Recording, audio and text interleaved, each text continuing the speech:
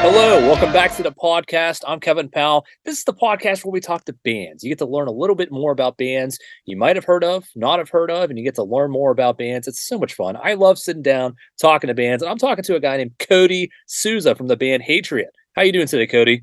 What's happening, Kevin? How are you doing? Good. You have the best setup I've seen. I try to take my craft seriously, man. I try. Yeah, and we talked a little bit before we got started, and you were saying you got this, mid-COVID? Yeah. So I bought the house like right before I got COVID, and me and my wife got more than we need. So she has an office, I have an office, and I do metal and music. So I turned this office into like a mini makeshift studio. Works more as like a stream lab, we call it. But we can also do pre-production here and kind of do all of our demoing and stuff before we hit the studio all here, save some money. So I'm very jealous. That's so cool. And you have a Twitch account, so we're just gonna, plug you while we're here. What's your Twitch account? Appreciate you, man. Yeah, twitch.tv/Cody_Hatriot. On Mondays, we do a podcast with my brother and our lead stage guy. It's called the What's Fecked Ep podcast. It's a play on words there. And we just talk about what's messed up in the world of music, metal, entertainment, everything up and down. Every time the buzzer or the notifier goes off or someone tips, we take a sip of a drink. So you can choose how effed up the show gets. We got to watch our mouths as best we can, but we have fun doing that. And then Tuesdays and Thursday nights, man, I'm usually jamming on Rocksmith or practicing Hatriot songs. So Rocksmith, we got like thousands of covers now that you can choose from, and I'll be doing bass covers and just hanging out and just having fun and putting my name out there. And I say it's always like the coffee shop that the musician waited to play for on Friday, but you can do it every night of the week. That's awesome. So I always. My platform is your platform. I want you to get as much out there as you can. Hatriot, thrash. Yeah. I love it. Yes. It's so good. Who is Hatriot? Where's everybody from? So we are all based out of the Bay Area. We rep Oakland, California. Bay Area thrash band somewhere in the north, south, or the peninsula area. Hatriot is myself, Cody Souza, my brother, Nicholas Souza, guitar player Kevin Patterson, and guitar player Kosta Varvatakis. A lot of people still think that my father, actually Steve Zetro Souza of Exodus, lead singer of Exodus, started the band back with us and did our first two albums with us. He is no longer in the band, and I do the vocals in the project now, as of the last two albums. So you also see my pops' name get thrown around in the mix and whatnot as well too. So he's still very much part of the the behind the scenes and what we do, but no longer fronts the band. So, but I'm sure you've learned so much from the man. Yeah, yeah, right. I mean, he's I talk to him almost daily, even when he's over in Europe and shit, just different things about the metal world and whatnot. He's just been playing a bunch of festivals and European tours with Death Angel, and Testament and Heathen. They all keep running into each other and then going in their own direction. And I like to say that we're a band that's got pedigree. We're pedigree musicians. We got into metal, loving it and knowing the horror sides of it, and knowing that there's not a lot of money doing it, and just diving face first with passion and running it as best we can, man.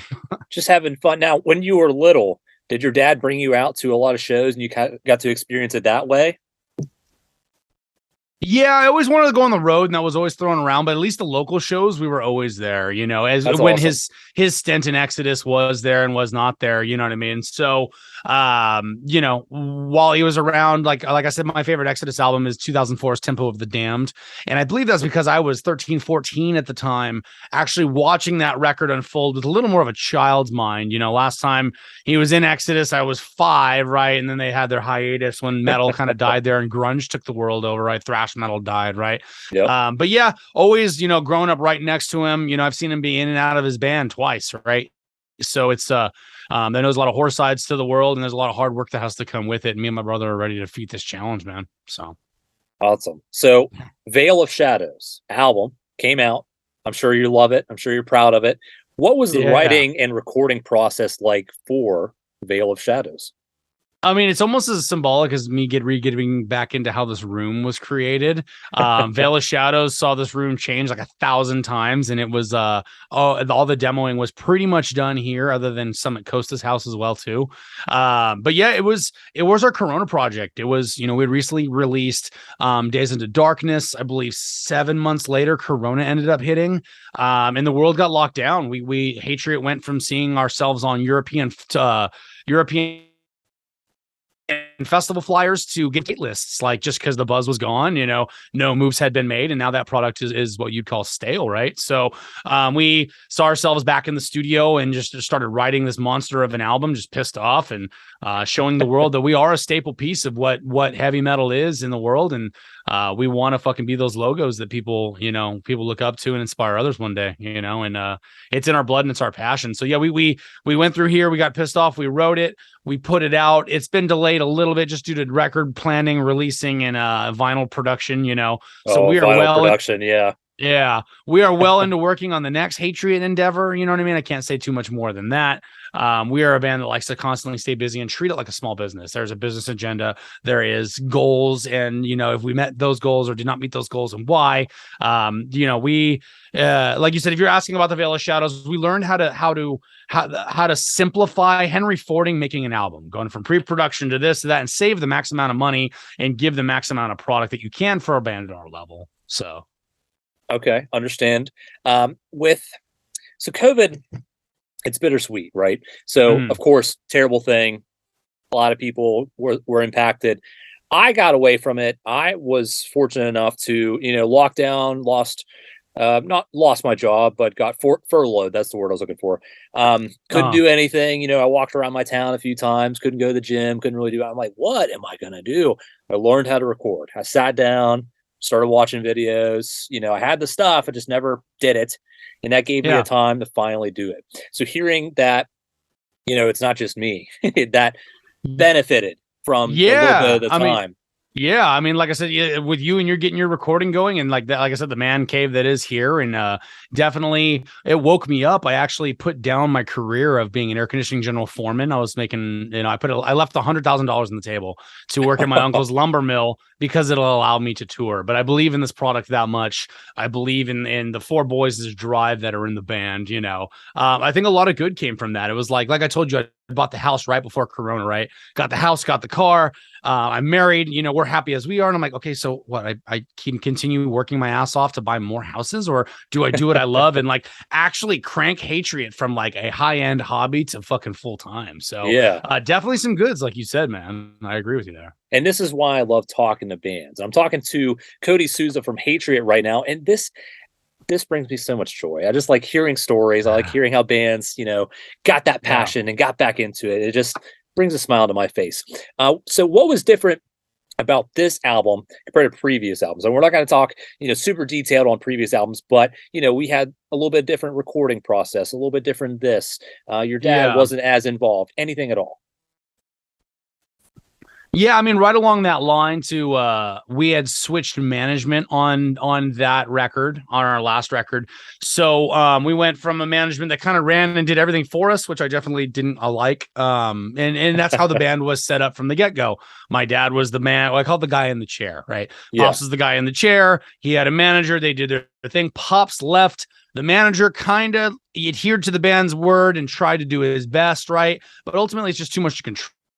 I mean, I'm a young, eager getting spirit. So my brother and the manager, we kind of carried the last one from Days into Darkness across the finish line, all of us. And as far as everyone did the work on this one, I was definitely the guy in the chair on this one. And just for leadership rights and chosen by the band, no ego or whatever, throw that right down the fence.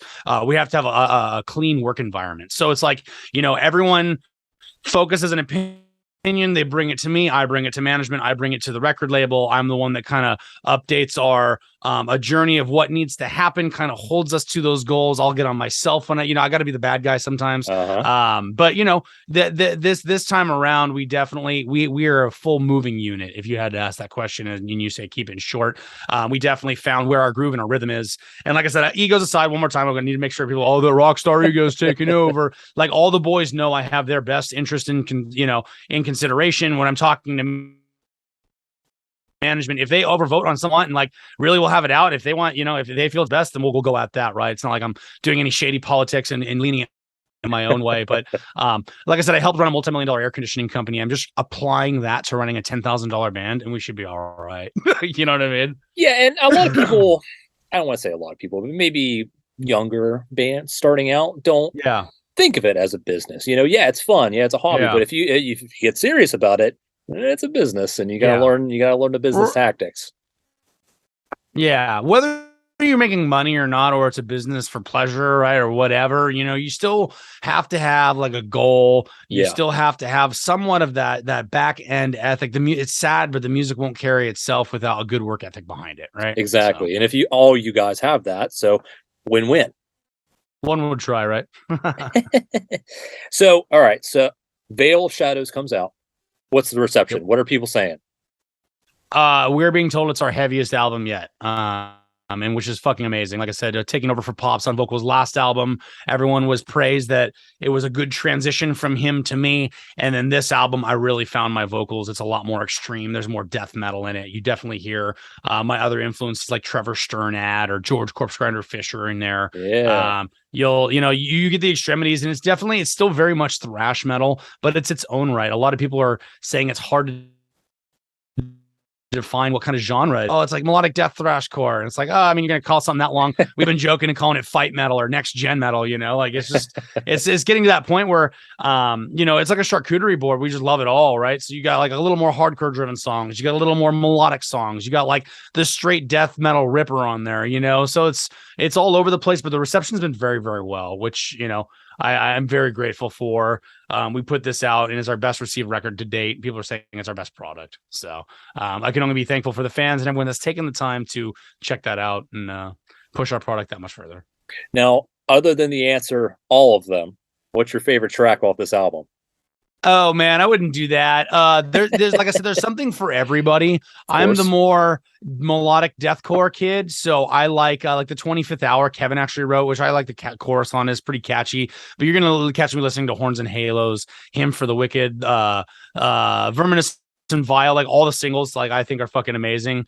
My brother and Costa are more like the Clemency Denied, the slow banger guys, the Only Red Remains, which everything on there is good. I love everything about it. We wrote a record that we enjoy to listen to the kind of music, and it seems that everyone is okay with us kind of flirting with different genres, but still kind of repping the death thrash look, So yeah, it all kind of not molds together, but it has that cohesive collection on the album. It all comes together. It's not like it's, this song, it's kind of like a Beatles song, and this song, it's like Cannibal Corpse. Yeah, it's not that extreme. It's all that same corner of music: deathcore, melodic death metal, thrash, hardcore. It's all like a little bundle up there, and we've been having a lot of fun with it. It's all Hatriot. So it's in keeping the vocals, and our themes the same. It very much is Hatriot, and I love to hear that. So awesome.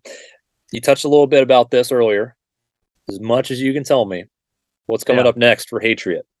Oh man, we're constant workers, like I said, so we're already passing tracks back and forth on SoundCloud or Dropbox. Sorry, not SoundCloud. We're not SoundCloud rappers here. No, on Dropbox, just throwing them back and forth, already throwing the football, the frisbee, whatever you want to call it. Everyone putting their spin, what they think needs to happen. Always driving for new content. We have an announcement we have to make probably. It's been, we went for a few delays there, some paperwork getting filed or whatever. But I have an announcement coming up here probably in the next month or so. Big things happening for Hatriot, well reception on the album, people looking at us, which is cool. So definitely wish I could share more on that. Next month, if you guys are in California or willing to fly out for an awesome ass show, we're playing a folk show called the Dazed on the Green Festival. It's got the likes of Cypress Hill, Dead Kennedys, E40s on there, Wiz Khalifa, Dwarves, Lich King, obviously Hatriot, our boys in the Boneless Ones. It's like a punk, reggae, rap, rock, metal festival.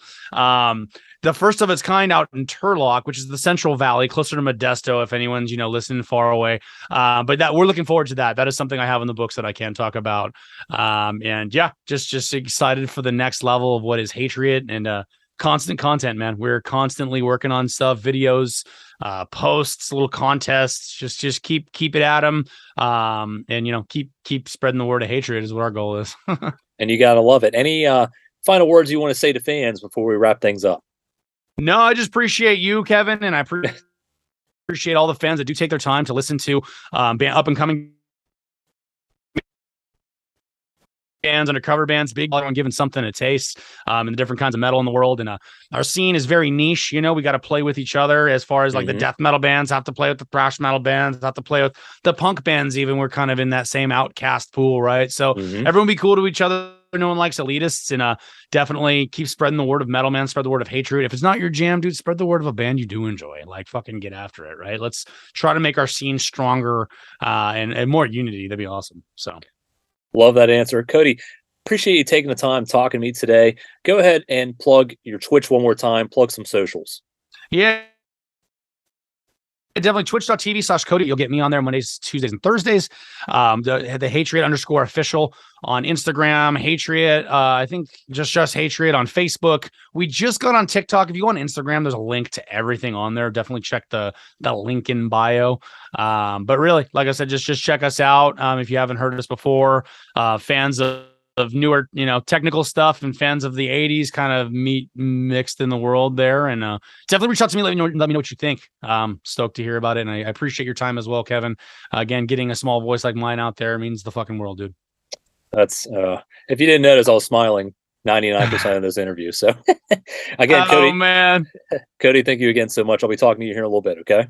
Definitely, man. Keep me posted on here, and I'd love to share this out and get this episode out there when it does come out and everything, and we'll help push you guys in unity, man. Appreciate you. Awesome. So. Give me 1 minute. So that's Cody Souza from Hatriot. It's a thrash metal band, and it's awesome. I love thrash. I love metal. I love talking to bands. Thank you for listening, joining, watching this episode of the podcast.